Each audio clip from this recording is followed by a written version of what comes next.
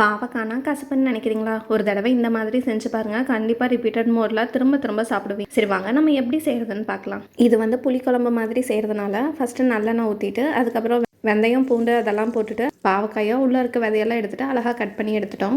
சாப்பாடு கூட வச்சு சாப்பிடும் போது டேஸ்ட் நல்லாயிருக்கும். அதுவும் அடுத்த நாளைக்கு வச்சு சாப்பிட்டா இன்னுமே டேஸ்ட் நல்லாயிருக்கும். அதுக்கப்புறமா தக்காளியை பேஸ்ட் மாதிரி அரைச்சி உள்ளே ஆட் பண்ணிக்கிட்டோம். அண்ட் அதுக்கப்புறம் அது நல்லா கொதிச்சு வரணும். அதனால் அதை நல்லா கிளறி விட்டுக்கோங்க.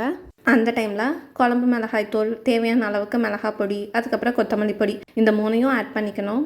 அது நல்லா மிக்ஸ் பண்ணி விட்டுக்கோங்க. ஏன்னா பச்சை வாசனை போனால் தான் இன்னுமே நல்லா டேஸ்ட்டாக இருக்கும். பாவக்காய் குழம்ப புளிக்குழம்பு மாதிரி செய்யும் போது அந்த கசப்பே கம்மியாகிடும், டேஸ்ட்டும் ஜாஸ்தியாகிடும். இன்னும் கொஞ்சம் போட்டு சாப்பிட்லாமா அப்படிங்கிற மாதிரி தான் தோணிக்கிட்டு இருக்கோம். அதுக்கப்புறம் நம்ம மெயின் இன்க்ரீடியன்ட் புளி கரைசல். சிலர்லாம் வந்து நம்ம வேணும்னா புளியை கரைக்கும் போதே அதில் கொஞ்சம் உப்பும் ஆட் பண்ணி கரைச்சிக்கலாம். இந்த விஷயம் இப்போ தான் என் அத்தை மூலியமாக எனக்கு தெரிஞ்சுது. அது கூடவே தேங்காய் அரைச்சி ஊற்றிட்டு நல்லா மூடி வச்சு நல்லா கொதிக்க விட்டுட்டோம்னா டேஸ்டியான பாவக்காய் புளி குழம்பு ரெடி.